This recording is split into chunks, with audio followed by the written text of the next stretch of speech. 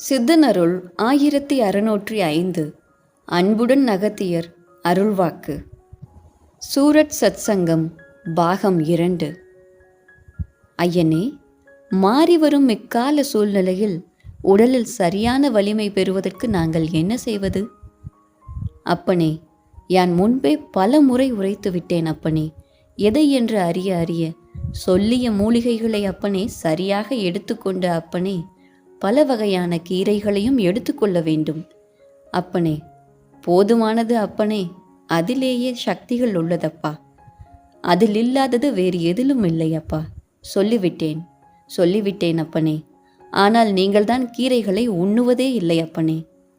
அப்பனே, எவை என்று அறிய அறிய வெள்ளை கரிசலாங்கண்ணி அப்பனே, மஞ்சள் கரிசலாங்கண்ணி, பொன்னாங்கண்ணி, எவை என்றும் அறிய அறிய இன்னும் அப்பனே, முருங்கை இலைகளை கூட அப்பனே, இன்னும் மணத்தக்காளி அப்பனே, இன்னும் எதை என்றும் அறிய அறிய முடக்கத்தான் எனும் மூலிகையை கூட அப்பனே, அவை மட்டும் இல்லாமல் அப்பனே, பச்சையாகவே நெல்லிக்கனியை எதை என்றும் அறிய அறிய அப்பொழுது எவை என்றும் புரிகின்ற பொழுதும் கூட இதனால் அப்பனே பல வகையிலும் கூட பச்சை காய்கறிகளை உண்டு வர நன்று என்பேன் அப்பனே. சொல்லிவிட்டேன் அப்பனே. இதை நிச்சயம் நீங்கள் செய்து வர நன்று என்பேன் அப்பனே.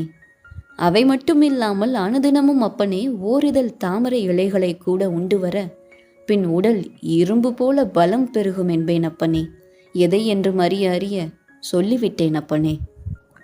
அதிகாலையிலும் மாலை வேளைகளிலும் நல்விதமாகவே அப்பனே சூரிய ஒளியில் உடம்பை நல்விதமாகவே வைத்திருக்க வேண்டும் அப்பனே. நிமிர்ந்து நிற்க வேண்டும். சில வழிகளில் கூட உடல் பயிற்சியை மேற்கொள்ள வேண்டும் அப்பனே. ஐயனே, இந்த சூரத் மாநகரில் நீங்கள் கூறும் மூலிகைகள் பச்சையாக கிடைப்பதில்லை. உலர வைத்த பொடிகளாக உண்டு வரலாமா? அப்பனே, எதை என்றும் அறிய அறிய முழு பலன் பச்சை இலைகளுக்கே அப்பனே. இருப்பினும் உண்டு கொள்க. அவை மட்டும் இல்லாமல் அப்பனே, அனுதினமும் பூமி சர்க்கரை கிழங்கை உண்டு வந்தால் அப்பனே இன்னும் பலமப்பா. அப்பனே, அதாவது பூமியில் ஒளிந்துள்ள பொருட்களை, அதாவது மண்ணிற்கு உள்ளே விளையும் கிழங்கு வகைகளை உட்கொள்ள இன்னும் சக்திகளப்பா. ஐயனே, இந்த மூலிகைகளின் விதைகளை கொண்டு விளைவித்து எடுத்துக்கொள்ளலாமா? குறிப்பாக ஓரிதழ் தாமரை மூலிகை அரிதாகி வருகின்றது. அதையும் விளைவித்து கொள்ளலாமா?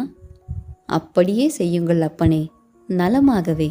முதலில் அதை செய்யுங்கள் அப்பனே. வணக்கம் அகத்தியர் அடியவர்களே. குருநாதர் இப்பொழுது தம் வாக்கில் மூலிகை செடிகளை பயிரிட்டு வளர்க்கச் சொல்லி இருக்கின்றார். அதனால் அடியவர்கள் அனைவரும் முடிந்தவரை தம் தம் நிலத்தில் அல்லது வீட்டு மாடி தோட்டத்தில் மூலிகைகளை வளர்க்கலாம். அந்த மூலிகைகளை அன்றாடம் பயன்படுத்தி வரலாம். தேவைப்படும் அன்பர்களுக்கு வியாபார நோக்கம் இல்லாமல் மூலிகைகள் கிடைக்காத அடியவர்களுக்கு சேவை நோக்கத்தோடு அனைவருக்கும் அனுப்பித்தரலாம். ஏனென்றால் சித்த மூலிகைகள் அனைத்தும் சித்தர்களுக்கு சொந்தமானவை. அதை வியாபார நோக்கத்திற்கு பயன்படுத்தினால் அது முழு பயன் தராது. நமக்கு கர்மாவும் ஏற்படும். அதனால் மூலிகைகளை பயிரிட்டு வளர்ப்பவர்கள் அதை அடுத்தவருக்கு சேவை நோக்கத்தோடு செயல்பட்டு கொடுக்க வேண்டும். நியாயமான முறையில் செயல்பட வேண்டும். மூலிகை என்றாலே சித்தர்களுக்கு சொந்தமானது, மனிதர்களுக்கு சொந்தமானது அல்ல. சித்தர்கள் கருணை கொண்டு நமக்கு அருளிய வரம்தான் மூலிகைகள். அனைத்து நோய்களுக்கும் மூலிகைகள் மூலம் நிவாரணம் பெற முடியும். அதை அவர்கள் அனுமதி பெற்றுத்தான் அவர்கள் ஆசீர்வாதத்தோடு முறையாக நாம் வளர்த்துவதோ பறித்து பயன்படுத்தவோ செய்ய வேண்டும்.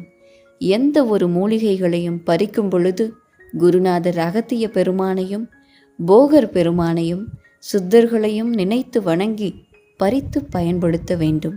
இப்படி செய்தால் சித்தர்களுடைய அனுக்கிரகம் பரிபூரணமாக கிடைக்கும். சித்த மூலிகைகளின் பலனும் நமக்கு முழுமையாக கிடைக்கும். ஓம் ஸ்ரீ லோபாமுத்ரா தாயார் சமேத அகத்தியர் திருவடிகளில் சமர்ப்பணம்.